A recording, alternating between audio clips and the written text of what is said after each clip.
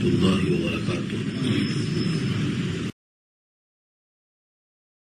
والصلاة والسلام على من لا نبي بعده أما بعد فأعوذ بالله من الشيطان الرجيم. بسم الله الرحمن الرحيم.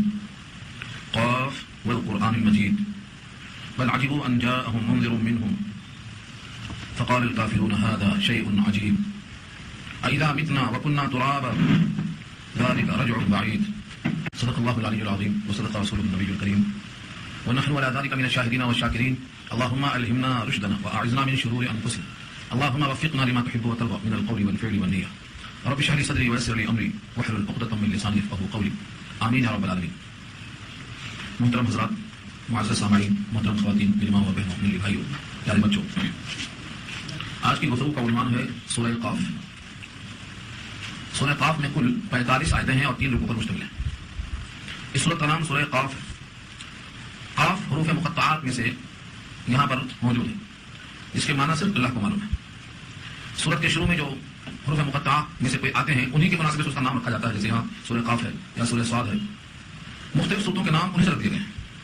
سورہ قاف کا مضمون محشر کا میدان ہے، یوم الجزا ہے، اور انسان جو زندگی میں کام کرتا ہے اس کی نگہبانی کرنے والے فرشتے ہیں. یہ اس صورت کا بڑا پیغام ہے کہ انسان اپنے آخرت اور محشر کے میدان کے حساب ہی سے آگاہ رہے. کیونکہ صورت مکی ہے اس لیے عقائد پر گفتگو کی گئی ہے. اس صورت کی سب سے بڑی خصوصیت یہ ہے کہ سید الانبیاء خیر البشر محمد مصطفیٰ صلی اللہ علیہ وسلم عیدین میں اس صورت کو پڑھتے تھے اور جمعہ کے خطبے میں ممبر پہ صورت کو پڑھتے تھے اور پوری پڑھتے تھے، پوری 45 آیتیں. آپ کا ایک معجزہ یہ بھی تھا کہ چاہے کتنی طویل صورت پڑھتے آپ تو لوگوں کو ہلکی نماز معلوم ہوتی، ہلکی پھلکی، اتنا ہی طویل. سورہ قاف پڑھتے، سورہ طور پڑھتے، مغرب میں سورہ طور پڑھتے تو لوگوں کو آپ کی نماز ہلکی معلوم ہوتی کیونکہ آپ کی آواز میں جو لطف تھا وہ چاہتے تھے کہ آپ پڑھتے رہیں، سنتے رہیں. طویل سے طویل قرات بھی ان کو بہت ہلکی پھلکی نظر آتی تھی. اس روایت کو کہ نبی صلی اللہ علیہ وسلم کثرت سے اس کو پڑھتے تھے، عیدین میں بھی اور جمعہ میں بھی، ممبر پہ بھی، خطبے کے درمیان میں بھی. آپ کے پڑوس میں ایک خاتون رہا کرتی تھی، وہ لڑکی ہے حارثہ ابن نعمان کی. وہ فرماتی ہیں کہ میرا گھر حضور کے گھر سے بڑا قریب تھا، بلکہ میرا ان کا تندور جس میں روٹی پکتی ہے ایک ہی تھا 2 سال تک. تو میں نے یہ سورہ قاف نبی صلی اللہ علیہ وسلم کو خطبے میں سن کر کے زبان یاد ہو گئی. اتنا کثرت سے آپ پڑھتے رہے کہ پڑوس میں رہنے والی خاتون کو یہ سن کر زبان یاد ہو گئی. یہ کثرت قراءت کی طرف اشارہ ہے. اب بہت پڑھتے تھے. اس کا مطلب یہ ہوا کہ نبی صلی اللہ علیہ وسلم چاہتے تھے کہ طویل اور کثیر مجمع میں یہ بات لوگوں کے دل میں آئے کہ محشر کا میدان ہوگا اور حساب و کتاب ہوگا اور ہر بندہ جو کرتا ہے یہی کتاب اس کے ہاتھ میں ہوگی، اب چاہے اچھا کرے چاہے برا کرے. تو جتنا زیادہ مجمع ہوگا اتنا زیادہ یہ پیغام پہنچے گا. اسی لیے آپ ان 2 مجمعوں میں آپ پڑھا کرتے تھے. سورت کا پہلا لفظ ہے قاف، جس کے معنی کافی ہے. اللہ کو معلوم کہ اس کے حقیقی معنی کیا ہے. والقرآن المجید، واو قسم کے لیے ہے اور قرآن یہ نام ہے. قرآن کریم کے 4 نام زیادہ مشہور ہے، جس میں سے ایک قرآن ہے، ایک فرقان ہے. فرقان بھی قرآن کریم کا ایک نام ہے. اب اس کی جو صفت ہے وہ ہے المجید. اور مجید کے معنی آتے ہیں جو مجد سے بنا ہے، بزرگی والا، یعنی بزرگی کا مطلب بڑی شان والا. جتنی کتابیں دنیا میں اب تک آئی تھی ان تمام کو کینسل کرنے والا، منسوخ کر دینے والا، اور یا پھر ان کی تصدیق کرنے والا. یعنی ان کے اندر جو باتیں ہیں اگر وہ قابل تنسیخ ہیں تو یہ کتاب منسوخ کر دے گی، اور اگر وہ جاری رکھنے کے قابل ہیں تو یہ کتاب ان کی تصدیق کرے گی. بڑا حق اور باطل میں امتیاز کرنے والی کتاب ہے. اس واسطے یہ کتاب بزرگی والی ہے، شان والی ہے. اس کتاب کی شان کے کیا کہنے ہیں کہ ساری کتابوں کی اگر تصدیق کر دے تو وہ سچ ہیں، اور اگر ان کی تردید کر دے تو کینسل ہے. یہ اللہ نے اس کتاب کو شان کا فرمایا. حقیقت کتاب نہیں بلکہ اللہ کا کلام ہے، اور وہ کلام اللہ کی صفت ہے، اسی لیے اس کلام میں اتنی قوت ہے. والقرآن المجید، قسم ہے قرآن مجید کی، یعنی بزرگی والے، شان والے قرآن کی قسم ہے. لیکن اس کتاب کو جو کہ شان والی ہے، بزرگی والی ہے، اس کے پیغام کو بھی لوگ رد کرتے تھے، انکار کرتے رہے. اور آج تک کتنے لوگ ہیں جو اس قرآن کی باتوں کی تکذیب کرنے والے موجود ہیں، آج بھی موجود ہیں. اور کفار قریش جن 2 باتوں میں انکار کرتے تھے اس میں سے ایک بات خاص طور سے یہ ہے، ان کو تعجب تھا کہ ہمارے ہی درمیان سے ایک آدمی اپنے آپ کو نبی کہتا ہے، جو ہمارے ساتھ بڑا بڑا جوان ہوا، کھانا کھایا، بازار میں گیا، اب وہ کہتا ہے کہ میں اللہ کا نبی ہوں.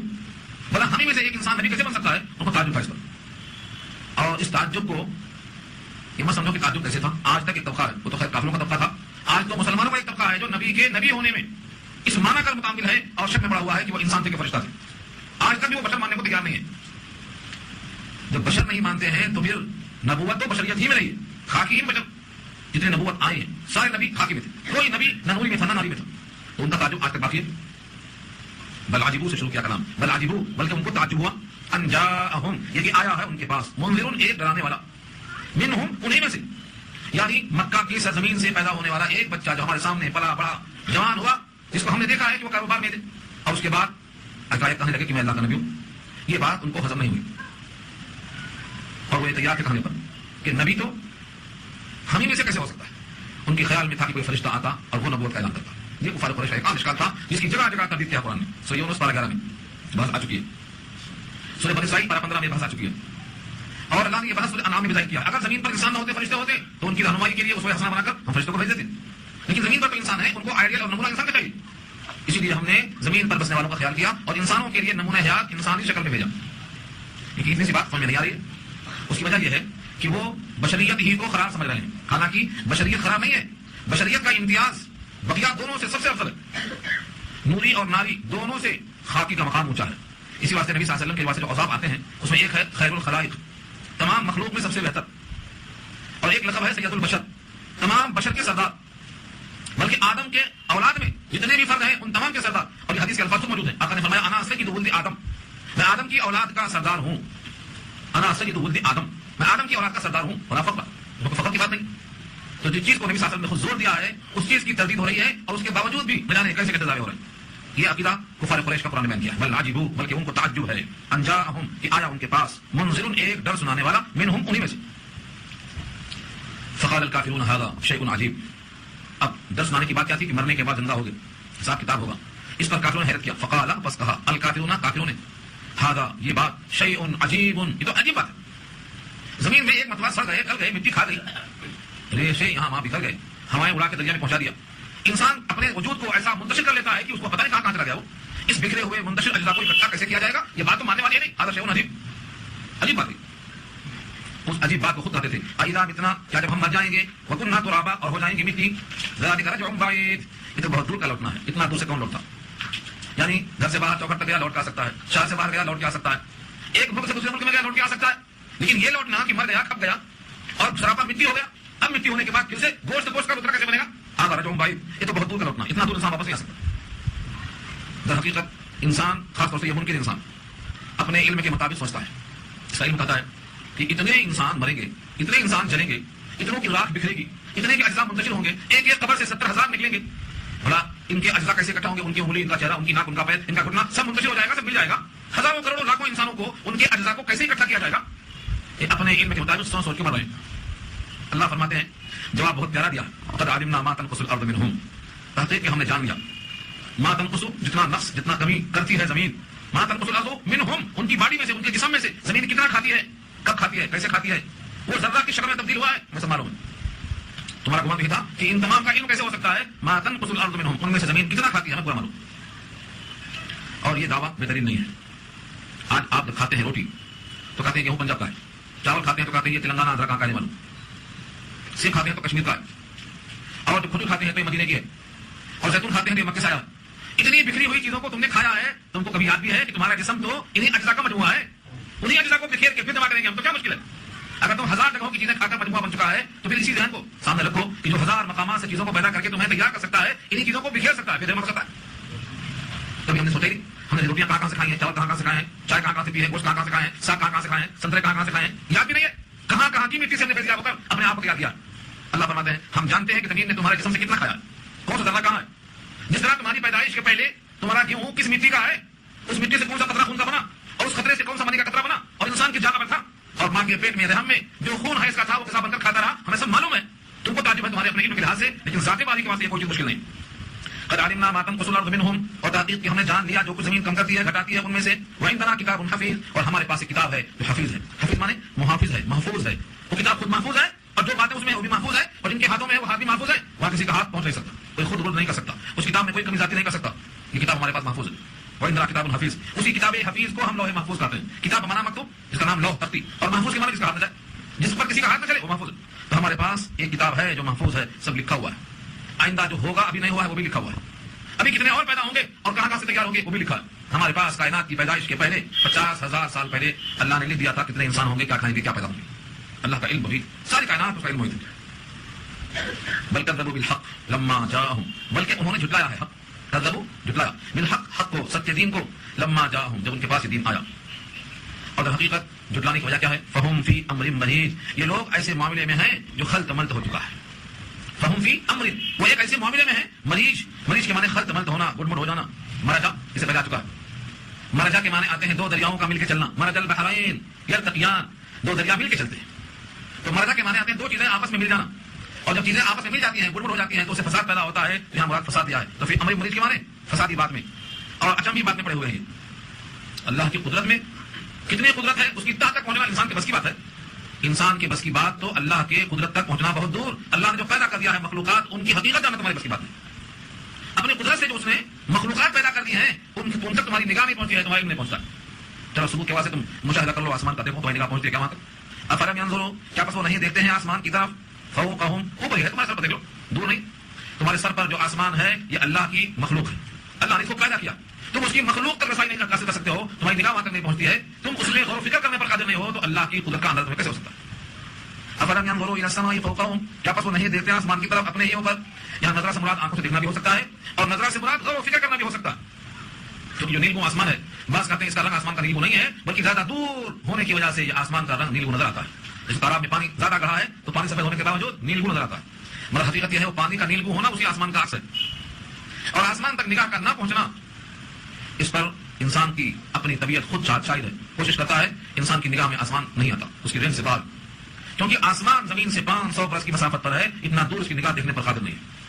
تو جب بندہ اللہ کی ایک مخلوق پہ غور کرنے کے قابل نہیں ہے تو خالق کی قدرت میں کیا غور کر سکتا ہے، اور اس پر عاجز ہونے کا الزام کیسے لگا سکتا ہے؟ کیف بنیناہا، کیسے بنایا ہم نے اس آسمان کو، وزیناہا، اور سنوارا ہم نے اس آسمان کو، وما لہا من فروج، اور نہیں ہے اس آسمان کے لیے کوئی پٹن. فروج فرج سے بنا ہے، جس کے معنی آتے ہیں شقاق کے، پٹن کے. انسان بناتا تو اتنے بڑے آسمان میں چکی لگاتا، اتنا بڑا آسمان کیسے بناتا؟ آج دیکھو سینٹری والوں کو کتنی جوڑ لگاتے، ایک چھت لگانے کو کتنی جوڑ لگاتے، تب جا کے چھت کھڑی کرتے. اور یہ آسمان کا تاحد نگاہ اتنا اونچا ہونا، اور بغیر کھمبے کے، بغیر آئینے کی نیچے کے باقی رہنا، اس میں کوئی دراڑ نہیں، کوئی شقاق نہیں، کوئی پھٹن نہیں. یہ انسان نے اللہ کی تخلیق میں غور نہیں کیا ہے، نہ کر سکتا ہے. یہ اللہ کی قدرت کا ایک ادنا سا اشارہ. والارض مددناها، اور بنایا ہم نے آسمان کے نیچے زمین. مددنا پھیلایا اس کو. مد یمد کے معنی آتے ہیں لمبا ہونا، مد کہتے ہیں جس کو خوب کھینچا جائے. والارض مددناها، اور زمین کو پھیلایا ہم نے. والقینا فیہا رواسیا، اور ڈال دیا ہم نے اس میں بوجھ. القا یلقی القاء، ڈالنا. القینا ہم نے ڈالا. فیہا، اس زمین میں، زمین پر نہیں زمین میں، کیونکہ یہ پہاڑ زمین کے اندر پھنسے ہوئے ہیں، اتنا زیادہ پھنسے ہوئے ہیں کہ زمین کو حرکت سے روکنے پر قادر ہے. رواسیا جمع ہے راسیتن کی، جس کے معنی بوجھ. زمینوں پر اللہ نے پہاڑوں کی شکل میں بوجھ رکھا ہے تاکہ زمین میں حرکت نہ آئے، ارتعاش اور کبھی نہ آئے، تھرتھراہٹ نہ آئے. ایک سیکنڈ میں سارا شہر تباہ ہو جاتا ہے، تباہی سے بچانے کے لیے اللہ نے پہاڑوں کی میٹ ٹھوکا. یہ رواسیا بوجھ. وانبتنا فیہا من کل زوج بہیج، اور اگایا ہم نے اس زمین میں ہر قسم کی رونق کی چیزیں. تقاضا تو یہ تھا کہ پہاڑ کی طرح ٹھوس چیز ہے تو اس سے کچھ نہیں کرتا. اتنی ٹھوس ہونے کے باوجود اس میں اگانے کی قوت رکھا اللہ. اور ایک پل دو پل نہیں، من کل زوج، ہر قسم کی چوڑے، ہر قسم کی چیزیں. اور بہیج کے معنی جو چیز زمین کو رونق دے وہ سب بہیج میں آتی ہے. انار کا رنگ یہ بھی بہیج ہے. ہر وہ زمین جو زمین پر رونق ہو وہ تمام چیزیں بہیج میں آتی ہیں. خود سورہ کہف میں اللہ نے کہا ہے ما جعلنا علی الارض زینۃ اللہ، ہم نے جو کچھ زمین پہ رکھا ہے سب زمین کی زینت ہے. یہ ہے بہیج. زمین پر ہریالی ہے، شادابی ہے، مختلف قسم کے پھول ہیں، ان کی خوشبو ہیں، یہ سب زمین کے اوپر کیا ہے؟ رونق کی چیزیں. تبصرۃ، سجھانے کو، و ذکرا، اور یاد دہانی کرنے کو، لکل عبد منیب، ہر ایسے بندے کے لیے جو انابت رکھتا ہے، رجوع رکھتا ہے. اس آیت میں اللہ نے پیغام دیا. تبصرہ ہمارے اردو میں استعمال ہے، تبصرہ کیجیے، یعنی آپ اپنے سمجھ میں جو بات آئی ہے اسے پیش کیجیے. تو تبصرتن کے معنی یہاں زمین پر جو رونق ہے، زمین پر جو پہاڑ ہیں، زمین سے جو غلے اگتے ہیں، یہ سب بندوں کو سجھانے کے لیے. جس طرح زمین پر کوئی چیز اگ رہی ہے، تم بھی زمین پر اگے ہوئے ہو، تم کو بھی اگایا ہے اللہ نے، تم خود سے نہیں اگے ہو. تمہارا گیہوں تم نے دانا ڈال دیا ہے، اللہ نے اٹھایا ہے، تم بھی زمین سے اٹھائے گئے ہو. یہ ہے تبصرہ.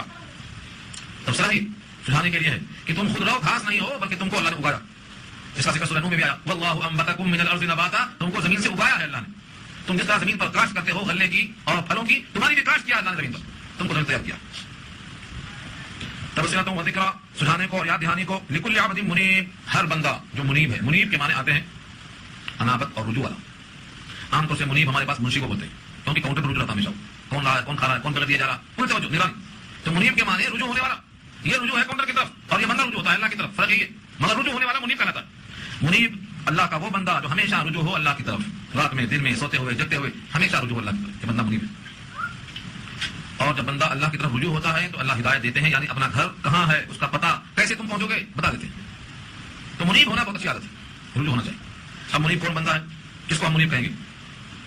بعض لوگ کہتے ہیں منیب کے معنی کہ جب کبھی کسی محفل میں بیٹھے، اٹھنے سے پہلے کفارہ مجلس کا ادا کر دے تاکہ گناہ نہ ہو. سبحان اللہ و بحمدہ پڑھ کے اٹھے، سبحانک اللہم و بحمدک یہ کلمہ کہہ کے اٹھے، استغفر اللہ کہہ کے اٹھے، لا الہ الا انت نستغفرک ونتوب الیک کہہ کے اٹھے، تاکہ اس محفل میں جو غلطیاں خامیاں کوتاہیاں ہیں وہ معاف ہو جائیں. یہ منیب بندہ کہلاتا ہے.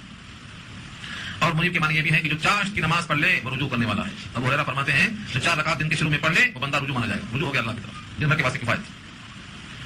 تو منیب کے معنی رجوع ہونے والا. حضرت داؤد کو، حضرت ایوب کو اللہ نے کہا ہے نعم العبد انہ اواب، بڑا پیارا بندہ ہے، رجوع ہوتا ہے ہمیشہ، رجوع رہتا ہے. تو انہ اواب کا، اواب اسی کا مبالغہ ہے، اسی سے ہے منیب. اواب کے جو مفہوم میں ہے ہمیشہ اللہ کی طرف مائل ہونا، وہی انابت اور رجوع یہاں بھی ہے. تو جو بندہ ہمیشہ اللہ کی طرف متوجہ ہوتا ہے اس بندے کو زمین کی رونق میں نہ سمجھ میں آ جاتا ہے کہ ایک دن زمین کی طرح ہم بھی زمین دوز ہونے والے ہیں. وَنَزَّلْنَا مِنَ السَّمَاءِ مَاءً مُبَارَكًا، اور اتارا ہم نے آسمان سے پانی بابرکت. مبارک مبارک ہم بولتے ہیں آپ کو بیٹی مبارک، آپ کو دولہا مبارک، آپ کو بڑا گھر مبارک. تو اس کا مطلب کیا ہوا؟ برکت والے کا مطلب اس کم چیز میں بھی جو زیادہ سے زیادہ ہو سکتا ہے وہ آپ کے لیے عطا. تو برکت سے مبارک ہے. اللہ نے اس آسمان سے اترنے والے پانی کو مبارک کہا، یعنی برکت والا. اس پانی سے تمہیں کفایت ہو جائے گی، تمہیں پینے کے کام میں آئے گا، غلے کے کام میں آئے گا، کھیتی کے کام میں آئے گا، چوپائے کے کام میں آئے گا. بابرکت ہے، یہ سب کے لیے برکت. ماء مبارک کہیں فرمایا ہے وَأَنزَلْنَا مِنَ السَّمَاءِ مَاءً طَهُورًا. پانی کیا ہے؟ صرف طاہر نہیں ہے بلکہ طہور ہے، سب کو پاک کر دے گا. جس میں پڑا پاک ہو گیا. تو ماء کی صفت طہورن بھی ہے اور ماء کی صفت مبارکن بھی ہے. فَأَنبَتْنَا بِهِ جَنَّاتٍ، پھر اگایا ہم نے اس پانی سے باغات. پانی کی مجال کیا ہے کہ وہ باغات کو اگائے ایک ایک غلے میں اور ایک ایک پھل میں. آپ غور کریں پانی کی مجال نہیں ہے لیکن اللہ فرماتے ہیں کہ ہم نے اس پانی سے باغات تیار کی. ہر درخت کا ذائقہ الگ، ہر پھول اور پھل کا رنگ اور خوشبو الگ. پانی ایک ہے، زمین ایک ہے، یہ ہماری قدرت ہے اور سنائی ہے. تم جس طرح سے محسوس کرتے ہو کہ ایک پانی برسا کر ہر درخت کے ہر پھل کی شادابی کا انتظام میں نے کر دیا، ایسے ہی جب میں آب حیات چھڑکوں گا تو ہر مردے کے حیات کے واسطے کافی ہوگا، سب پڑے ہو جائیں گے. تو مثال دیا اللہ نے سورہ زمر پارہ 24 کے شروع سے پہلے فرمایا ان الذی احیاها لمحیی الموتى، جس نے اس مردہ زمین کو زندہ کیا ہے پانی برسا کر وہی مردوں کو زندہ کرے گا آب حیات برسا کر. اشارہ اسی کی طرف. فانبتنا به جنات وحب الحصید، اور حب کے معنی دانا اناج، اور حصید کے معنی جب پک جاتا ہے پھل تو کھیتی کاٹ دی جاتی ہے، اس کو حصید کہا جاتا ہے. تو حب الحصید کے معنی کٹی ہوئی کھیتی، اناج جس کا کھیت کاٹا جاتا ہے. یہ سب ہم نے تیار کیا کس سے؟ پانی سے. پانی سے چنا ہے، پانی سے بٹانا ہے، پانی سے سرسوں ہے. ایک میں تیل نکلتا ہے اور ایک میں کھلی نکلتی ہے. یہ اس پانی میں اتنی قوت کہاں سے آئی؟ یہ سب اللہ کی قدرت ہے تاکہ بندے اس میں غور کرے. والنخل باسقات لها طلع نضيد، اور نخل کے معنی کھجور. باسقات لمبی لمبی کھجوریں، لها طلع ان کے خوشے، اور نضيد تہ پر تہ جمے ہوئے. ایک خوشے میں کھجور تہ پر تہ جمی ہوئی. اس مٹی میں اور پھیکے پھیکے پانی میں اتنی مٹھاس کہاں سے؟ زمین میں آپ تلاش کریں گے تو آپ کو شکر نہیں ملے گی، نمک ملے گا. مگر یہ پانی سے اس نمکین مٹی میں اتنی میٹھی اور شریف خوشبوئیں پیدا کرنے والا قادر مطلق ہے. تمہیں چکھاتا بھی ہے، تم چکھ کے مزہ لیتے بھی ہو اور پھر کہتے ہو کیسے زندہ کیے جائیں گے. والنخل باسقات لها طلع نضيد، اور کھجوریں لمبی لمبی اس کے خوشے تہ پر تہ جمے ہوئے ہیں. کیوں نکالا ہم نے؟ رزقا للعباد، رزقا بطور رزق ہم نے تیار کیا ہے، للعباد بندوں کے لیے. اپنے بندوں نے کہا للعباد مطلق کا، بندے میرے ہوں یا کسی غیر کے ہوں، ہر بندے کے لیے. اللہ نے یہاں پر فراقی کا جو اظہار فرمایا ہے رزقا للعباد، یہاں یہ بھی ہو سکتا تھا روزی دینے کو اپنے بندوں کے واسطے نہیں، مطلق کا بندوں کے لیے، چاہے وہ بندے وفادار ہوں اپنے ہوں یا غدار ہوں کسی اور کے ہوں، مجاہد ہو یا مجابر ہو، اللہ نے تقسیم نہیں کیا. اور یہی بات حدیث پاک میں آتی ہے. اللہ کے حبیب کا ارشاد ہے کہ جتنے دنیا میں انسان ہیں ان تمام پہ خرچ کرو، تمام پہ. تصدقوا علی اہل الادیان کلھا، کسی بھی مذہب کے ماننے والے ہوں، سارے مذاہب کے ماننے والوں پر صدقہ کرو، صدقے کا حکم دیا. اب کچھ لوگ اشکال کرتے ہیں کہ آپ زکات کی رقم صرف مسلمانوں کو دیتے ہیں. مصرف ہے، آپ کے گھر میں جب خرچہ تقسیم ہوتا ہے تو آپ بھی تقسیم کرتے ہیں. تنخواہ آتی ہے بولتے ہیں اتنا لائٹ کی بل کا جائے گا، الگ کرو اس کو. اتنا ٹیلی فون کی بل کا الگ کرو اس کو. آپ بھی اپنے خرچے کو تقسیم کرتے ہیں. اسلام کے فنڈ جتنے بھی آتے ہیں، چاہے وہ مال غنیمت ہو یا مال فے ہو، مال زکات ہو، مال خمس ہو، ہر ایک تقسیم ہے. زکات کی رقم مسلمانوں سے ہی چونکہ لی جاتی ہے، کافر سے نہیں لی جاتی ہے. تو جن سے لی جاتی ہے انہیں پہ خرچ کی جاتی ہے. اس واسطے حضور نے کہا خذ من اغنیائہم وترد علی فقرائہم، جن کے عمرہ سے لیا گیا ہے انہیں کے فقراء پہ خرچ ہوگی. اگر زکات دینے میں سب شریک ہوتے ہیں تو زکات دینے میں شریک ہو سکتے ہیں. تو زکات کی رقم تو صرف مسلمانوں پر خرچ ہوگی کیونکہ ان سے ہی لی گئی، لیکن بقیہ صدقات پابندی نہیں ہے، آپ جہاں چاہیں خرچ کر سکتے ہیں. اور فرمایا الخلق عیال اللہ، تمام مخلوق اللہ کا کنبہ اٹھانا. تو یہ اللہ نے اپنے کلام میں ظاہر کیا کہ رزق ہے بندوں کے لیے، بس وہ بندے بندے کسی کی کرتے ہوں مگر رزق ان کے واسطے ہم نے نکالا. مہاراشٹر یہیں سے ہے، کھاتے کسی اور کا، گاتے کسی اور. کھاتے ہیں اللہ کا رزق اور بھجن کسی اور کے پڑھ رہے ہیں، ان کو خبر نہیں ہے. ان کو معلوم ہو جائے کہ یہ رزق ہمارے واسطے جس اللہ نے نکالا ہے ہمارے بھجن کا وہی مستحق ہے تو وہ تیار ہے، ان کو بتانے والا کوئی نہیں. وَأَحْيَيْنَا بِهِ بَلْدَةً مَيْتًا، اور زندہ کیا ہم نے اس پانی کے ذریعے سے مردہ شہر. بلدۃ میتا، بلدہ کے معنی شہر، بلدہ سے شاید بلدیہ ہے، اور میتا سے مراد مردہ. پانی نہ برسے کہا جاتا ہے زمین مردہ ہو جاتی ہے. اس مردہ زمین سے نکلنا نکلتا ہے نہ پھل پھول نکلتے ہیں. سارے لوگ پریشان ہیں، کہتے ہیں دعا کرو کہ پانی برسے. کیوں؟ پانی نہیں برسے گا تو پینے کو نہیں ملے گا، غلے نہیں ملیں گے، پھل پھول نہیں ملیں گے، جانوروں کو گھاس نہیں ملے گی. تو زمین کا گویا مردہ ہونا اشارہ اس بات کی طرف ہے کہ پانی برسائے تو زندہ، پانی نہ برسائے تو مردہ. تمہارا بھی حساب ایسا ہی ہے، تمہاری حیات کسی رزق پر موقوف ہے. آگے فرمایا کذالک الخروج، ایسا ہی تو خروج ہے. جس طرح پانی برسا کر ہم نے زمین کو زندہ کر دیا اور ہر قسم کے میوے اگائے، زمین کی رونق تیار کر دیا، کھجوریں تیار کر دی، دانے تیار ہو گئے، بس یہی تو مثال ہے زمین زندہ کرنے کی. لہذا اس میں قدرت پر شک کرنے کا موقع کہاں سے ہے؟ کذالک الخروج، یوں ہی ہوگا نکل کھڑے ہونا. ایک بار پانی برسا ہر طرف سبزہ ہو جاتا، ایک بار حکم ہوا سب کے سب کھڑے ہو جائیں گے. اب جن لوگوں نے اس کھڑے ہونے کو جھٹلایا ان کا بھی انجام دیکھو کہ دنیا ہی میں کیسا ہوا اور مزید کیسا ہوگا آخر میں. کذبت قبلہم قوم نوح، اس سے پہلے یعنی کفار قریش سے بہت پہلے قوم نوح، نوح کی قوم نے جھٹلایا. قوم نوح نے جھٹلایا تو کیا انجام ہوا؟ پوری قوم پانی میں غرق ہو گئی. اللہ پانی سے غرق کرنے پر بھی قادر ہے. وہ اصحاب الرس، اور کنویں والے، اصحاب مانے والے، اور رس، رس کہتے ہیں کچے کنویں کی دیواروں کو. ایسا کنواں جس کی منڈیر تو بنی ہو لیکن کچی اینٹوں سے وہ پختہ نہ کی گئی ہو، اس کو رس کہا جاتا ہے. اصحاب الرس سے مراد کون ہے؟ اصحاب الرس ایک قوم ہے. جب قوم سمود مر گئی، عذاب آیا، پوری قوم فنا ہو گئی. لیکن قوم سمود کی طرف جو صالح اسلام بھیجے گئے تھے ان پر 4000 لوگ ایمان لے آئے تھے. وہ 4000 لوگ اس عذاب میں بچ گئے تھے اور وہاں سے ہٹ کر کسی اور مقام پہ چلے گئے تھے. وہ مقام پر جب گئے تو حضرت صالح ان کے ساتھ موجود تھے. اللہ کی طرف سے حضرت صالح کو اس مقام پر موت آ گئی. اس مقام کا نام ہے حضرہ موت. لوگ اس کو حضرہ موت بولتے ہیں، حضرہ موت نہیں. حضرہ مانے حاضر ہو گئی اور موت کے مانے موت. یعنی اس مقام پر حضرت صالح کو موت آ گئی، اس کا نام پڑ گیا حضرہ موت. موت حاضر ہو گئی. پھر دوسرے وہاں نبی بھیجے گئے اور قوم نے ان کی تکذیب کیا، جھٹلایا، شرک میں پڑ گئے. وہ پوری قوم عذاب سے دوچار ہو گئی. وہ قوم اصحاب الرس ہے. وثمود، اور قوم سمود تو ہلاکت میں سب سے مقدم ہے، سب دیکھ رہے ہیں اس کو. وعاد، قوم عاد سمود کا ایک حصہ. وفرعون، فرعون کا غرق ہونا مشہور ہے. واخوان لوط، اور لوط کے بھائی یعنی لوط کی قوم. ان کو اللہ نے ان کی بستی کو الٹ دیا، پتھراؤ کیا. بحر میت جرسی آج بھی موجود ہے اردن کے قریب میں. اردن اور فلسطین کے قریب میں وہ بستی آج بھی موجود ہے اور آج بھی لکھا ہے شارحین نے کہ اس میں کوئی زندہ شے آج بھی موجود نہیں ہے. اس میں کچھوا اور مچھلی، میڈک، کوئی بھی ذی حیات اس میں باقی نہیں رہے گا. آج بھی اس کا حال ہے. وہ اصحاب الایکہ، اور جنگل والے. ایکہ کے معنی گھنے جنگل والے. بعض کہتے ہیں گھنے جنگل والوں سے مراد بن کے رہنے والے ہیں. بعض کہتے ہیں اس سے مراد مدین کے حضرت شعیب کی قوم کے لوگ ہیں. وقوم تبع، تبع کی قوم. تبع کون سی قوم ہے؟ یہ یمن کے جو بادشاہ ہوا کرتے تھے ملک ہمیر، ان کا ایک لقب ہوتا تھا، ان کو تبع کہا جاتا تھا. تو ملوک ہمیر جو قوم تبع سے مراد دیے گئے ہیں، ان تمام کی طرف اشارہ کر دیا اللہ تعالیٰ نے کہ دیکھو ان کا حال کیا ہوا. اور قوم تبع کا حال پیچھے آ چکا ہے. سورہ ہجر میں، فرقان میں، دخان میں، ان تمام جگہوں میں بات آ چکی ہے. یہاں صرف نام بتایا ہے، دیکھ لو پہچانتے ہو ان کو. ان سے پہلے یعنی کفار قریش کے پہلے آپ جانتے ہیں قوم نوح کا حال کیا ہوا، اصحاب رس کا حال کیا ہوا، سمود کا حال کیا ہوا، عاد کا حال کیا ہوا، فرعون کا حال کیا ہوا، اور لوط کے بھائی یعنی ان کے خاندان والے ان کا حال کیا ہوا. یہ پورے کے پورے. اور اصحاب الایکہ بن کے رہنے والے، جنگل میں رہنے والے، ان کا حال کیا ہوا. اور قوم تبع کا حال کیا ہوا. سب کا ایک ہی جرم ہے اور وہ یہ ہے کل کذب الرسل. کل، سب نے کیا کیا؟ کذب، جھٹلا دیا. اور رسول جمع ہے، رسول اس کا واحد ہے. رسول واحد، رسول جمع، رسولوں کو جھٹلایا. فحق وعید، فحق وعید، ثابت ہو گئی وعید. رسولوں کو جھٹلایا، عذاب کے حقدار بن گئے. یہ ساری قوموں کا انجام ہوا، نتیجہ ہوا. یہ کہا کر کفار قریش کو تنبیہ کی گئی ہے کہ دیکھو جیسے ان لوگوں پر عذاب آیا ہے انکار کی وجہ سے، تم بھی رسول کا انکار کرتے ہو، تم پر بھی حق ہے کہ عذاب آ جائے. یہ ہے فحق وعید. رہا سوال تحقیقی کہ تم کو جو شک ہے کہ دوبارہ ہم پیدا کیسے کیے جائیں گے، اللہ سوال کرتے ہیں، سوچ کے جواب دینا. کفار قریش سے خطاب ہے، افعلینا بالخلق الاول، کیا ہم پہلی بار پیدا کر کے تھک گئے؟ جواب دو ہاں اور نہ میں. یہ پوچھا ہے کریم نے، پہلی بار تمہیں کس نے پیدا کیا؟ تم کو اعتراف ہے کہ ہم نے پیدا کیا، تو کیا پہلی بار بنا کر ہم تھک گئے؟ افعلینا بالخلق الاول، جو پہلی بار بنا کر نہیں تھکا وہ دوسری بار بنانے میں کیوں تھکے گا؟ اور یہ تھکنا اور پہلی بار دوسری بار انسانوں کو سمجھانے کے لیے ہے. اللہ کے لیے ہر بار ایک ہی بات کی طرح ہے، پہلی اور آخری میں کوئی فرق نہیں ہے. تو دنیا میں انسان ہوتے ہیں، تم تجربہ کر رہے ہیں، ہاں تجربہ کر رہے ہیں، پہلے سیکھتے سیکھتے سیکھتے اس کے قابل ہو گئے. اسی بارے کام والوں سے پوچھتے ہیں آپ تجربہ کر رہے ہیں یا نو سیکھیاں، پہلی بار کر رہے ہیں یا کر چکے ہیں؟ کیوں پوچھتے ہیں؟ یہ انسانی کمزوری ہے. لیکن اللہ تعالیٰ نے سوال کیا ہے، افعلینا، کیا ہم تھک گئے؟ بالخلق الاول، پہلی بار بنا کر. بل ہم فی لبس من خلق جدید، بلکہ وہ نئی تخلیق کے بارے میں ان کو دھوکہ لگا ہے. لفظ کے معنی آتے ہیں خلط عمل ہونا، دھوکہ لگنا، غیر کو اپنا سمجھ لینا، اپنے کو غیر سمجھ لینا، اس کو لفظ کہتے ہیں. لفظ بنا ہے تلبیس ابلیس. ابلیس کو ہم نے اپنا سمجھ بیٹھے، حالانکہ ابلیس ہمارا نہیں ہے. ابلیس تو چاہتا ہے، ہم کرتے کیوں ہیں؟ ہم کو وہ لگتا ہے کہ ہمارے کام کی بات ہے اس لیے ہم کرتے ہیں. ابلیس چاہتا ہے کہ آپ وہی کام کریں جس سے جہنم میں ساتھ اس کی چلے جائیں اور تنہا نہ رہنا پڑے جہنم میں. تو تلبیس ابلیس کتاب کا نام ہے. ابلیس کیسے گڑبڑ کرتا ہے حق و باطل کے ساتھ. اللہ فرماتے ہیں بل ہم فی لفظ، بلکہ ان کو دھوکہ لگا ہے فی من خلق جدید، نئی تخلیق کے بارے میں کہ دوبارہ ہم کیسے پیدا کریں گے. ایک رکوع مکمل ہو گیا.